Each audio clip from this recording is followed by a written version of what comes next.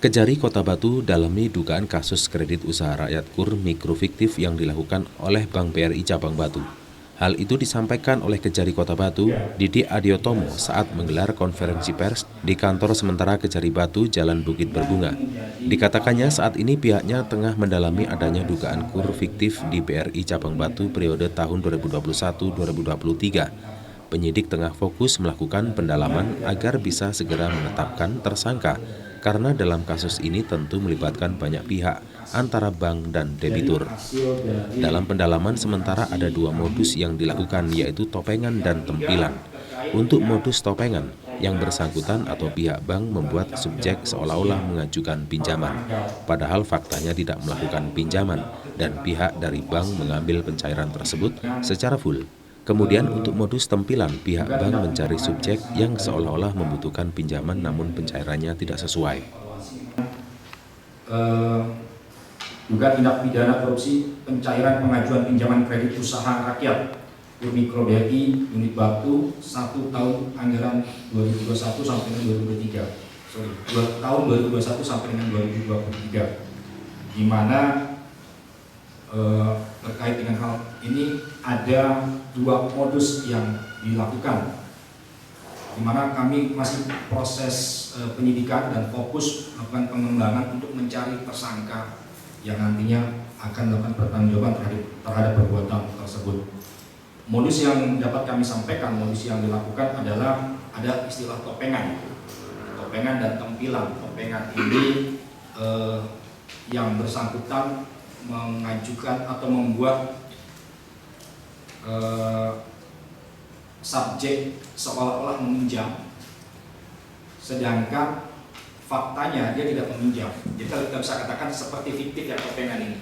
Dia mengambil full, menggunakan subjek yang seolah-olah membutuhkan pinjaman, tetapi kamuflasekan untuk tidak atau seolah-olah melakukan pinjaman, padahal yang bersangkutan tidak melakukan pinjaman. Sedangkan tempilan ini modusnya adalah sama, dia mencari subjek yang seolah-olah membutuhkan pinjaman benar-benar membutuhkan pinjaman, tapi nilainya tidak sesuai dengan apa yang diajukan. Contoh, ada satu subjek yang membutuhkan hanya 10 juta, tapi dia membuat seolah-olah yang bersangkutan meminjam 50 juta, misalnya seperti itu, sehingga 10 jutanya diberikan, 40 jutanya diambil. Jadi hampir sama antara topengan dengan tempilan. Topengan diambil secara menyeluruh, sedangkan tempilan istilahnya dari teman-teman ini itu mengambil lebih banyak bagian, bukan sebagian, lebih banyak bagian dari apa yang dibutuhkan oleh subjek yang membutuhkan.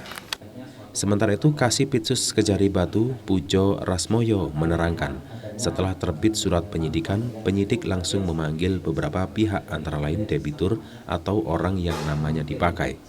Kemudian untuk kerugian uang negara yang disebabkan dalam dugaan kasus ini, pihaknya tengah menunggu hasil perhitungan dari ahli perbankan, merujuk dari barang bukti yang sudah diambil, antara lain bukti printout pencairan dan keterangan para saksi. Orang yang telah dipanggil dan dari pihak mana saja.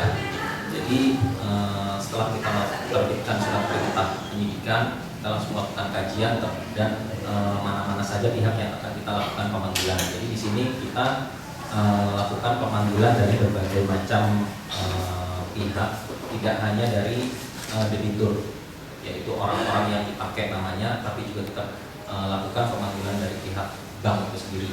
Bagaimana mekanismenya yang berlangsung pada saat pencairan KUR itu di bank. Kemudian selanjutnya kami juga lakukan pemanggilan dari pihak pengawas internal bank, yang mana yang melakukan audit pertama kali. Kemudian juga kami juga lakukan pemanggilan terhadap pihak-pihak lain seperti pihak yang ada di lapangan dari Koperasi OKB. Kami juga lakukan pemanggilan. Di sana kami meminta keterangan serta kami kumpulkan beberapa barang bukti yang bisa kami jadikan